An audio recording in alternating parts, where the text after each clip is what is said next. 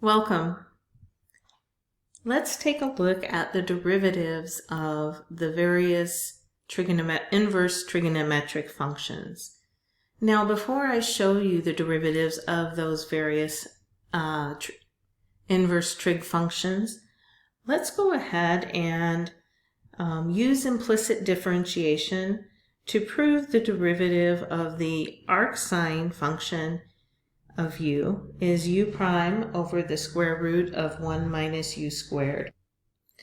So let's remind ourselves about the relationship between the regular trigonometric functions and the inverse functions. So typically the trigonometric function involving sine would look like some y equals sine of x. And then the inverse function we often write it as y equals the inverse sine of x. That's not really helpful here. While that's technically true, that's not the form in which we want to think about this to make our proof. So what we want to do is recall when you talk about ordered pairs with inverse functions, the role of the x and the y coordinate are swapped for inverse functions. So rather than think of our inverse as y equals the inverse sine of x, let's think of it in terms of, for my inverse function, x and y values are swapped, and so my equation would look like x equals sine of y. And that's going to be more useful for me in terms of proving this derivative. So let's go ahead and perform implicit differentiation on our inverse equation. So we're going to take the derivative with respect to x of the left side of the equation and the derivative with respect to x of the right side of the equation. Now, the derivative on the left-hand side, the derivative of x with respect to x is 1. Now, the right-hand side, we're taking the derivative of sine of y. And the derivative of sine is cosine. Now, we leave the argument alone, and then we multiply by the derivative of the argument. And when we use implicit differentiation, because y is implicitly defined in terms of x, we keep that we multiply by dy dx. Now we're going to divide by cosine of y to get our derivative dy dx by itself. And we end up with dy dx being 1 over cosine of y, which is all well and good, except we are expecting a function of x,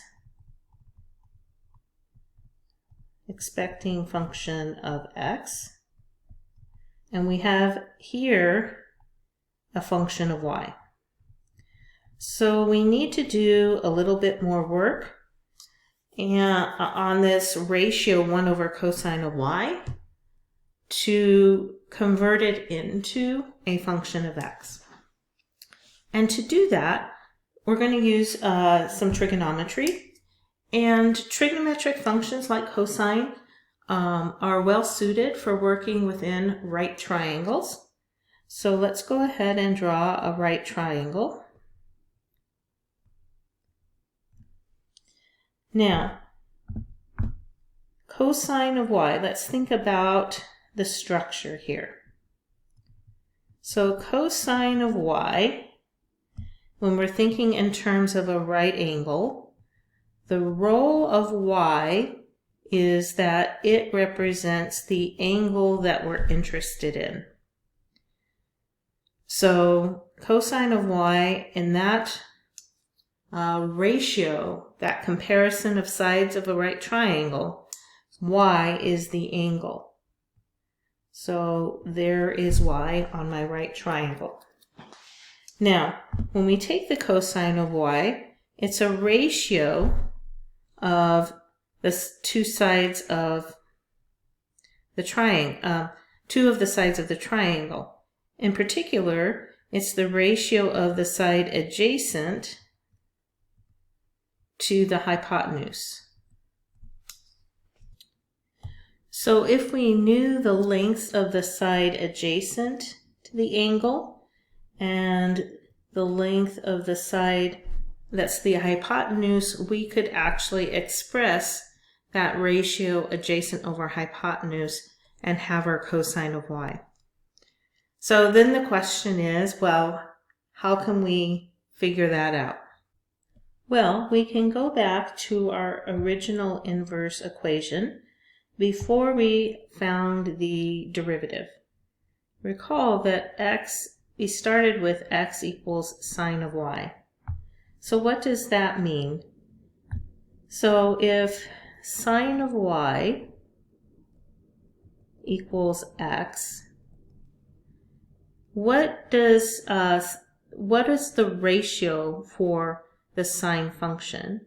Well, the ratio for the sine function is the side opposite the angle over the hypotenuse.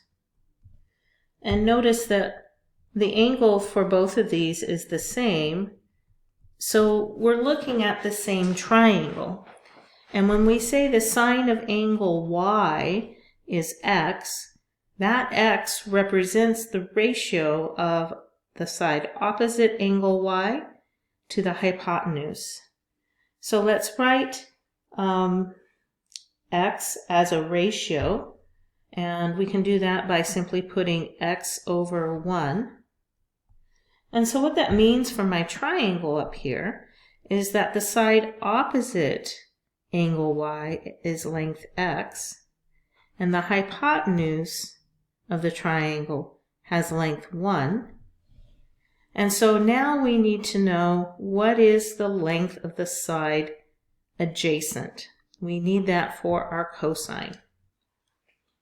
Well, since this is a right triangle, we can apply the Pythagorean Theorem. And we can say that, let's call the adjacent side a for a minute. And we can say that a squared plus x squared is equal to 1, and solve for a. So we subtract x squared from both sides of the equation, so we have 1 minus x squared is equal to a squared. And then we can take the square root of both sides of that equation, and we get plus or minus 1 minus x squared. Now, since we're talking about the length of a side of a right triangle, the negative root makes no sense, so we'll ignore that. And so what we can say now is that the side adjacent to the angle angle y, is the square root of 1 minus x squared. Now, we know the length of both of the important sides of the triangle to find our cosine of y. We know that the side adjacent to the angle is square root of 1 minus x squared, and the hypotenuse is 1. So now let's pull that information that we have now back into our derivative dy dx. So this is equal to 1 over the square root of 1 minus x squared over 1. And we can multiply by the reciprocal of the denominator, so 1 times 1 over the square root of 1 minus x squared. And we find out that dy dx is simply 1 over the square root of 1 minus x squared. So what we have so far is that the derivative with respect to x of the arcsine of x is equal to 1 over the square root of 1 minus x squared. So now we're nearly there. This formula tells us what to do when the argument to the arcsine function is just x. But what if, instead of having just x, the argument is some function of x? What if that argument is more than simply x? Well, if that happens, then we just need to apply the chain rule. So let's assume that u is a function of x. Okay, so assume u is equal to some function of x. Then the derivative with respect to x of the arcsine of u, and remember that u is a function of x, is the derivative of the arcsine but leave the argument alone. So if we do the derivative of the arcsine and we leave the argument alone, that's going to be 1 over 1 minus our argument squared times the derivative of our argument. Well, in this case, our argument is not simply x, but it's actually a function of x. So what we need to do is we need to capture that in this derivative. So since this is a function of x and it is the argument of the function, or of the arcsine, then this is 1 minus u squared underneath our radical, and then we need to take the derivative of the argument by the chain rule. And so what this ends up giving us when we multiply this is u prime over the square root of 1 minus u squared. So there we have the derivative of the arcsine function. So now let's take a look at the other inverse trig functions. So here we have the formulas for all of the derivatives of the inverse trig functions. And these are all derived in a technique very similar to what we just did. So a couple of things to notice. Notice the relationship between the derivative of the arcsine function and the arccosine function. Notice that the difference is a negative sign. What else can we see here? Well, we can see there's a relationship between the arctangent function and the arccotangent function. And notice that difference again is just a negative sign. And then looking at arcsecant and arccosecant, again, if we compare those derivatives, the difference is a sign. So notice that the cofunction, so cosine is the cofunction of sine, and the difference between the two is just a negative. They are opposite signs.